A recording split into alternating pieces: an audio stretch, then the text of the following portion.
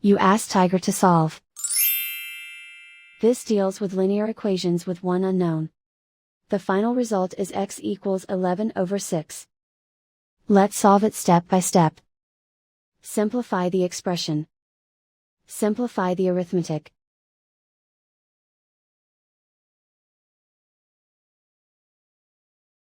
Isolate the x. Divide both sides by 24. Simplify the fraction.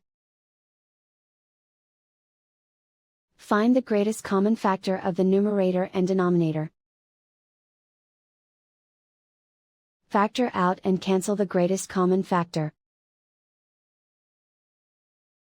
And so the final result is x equals 11/6.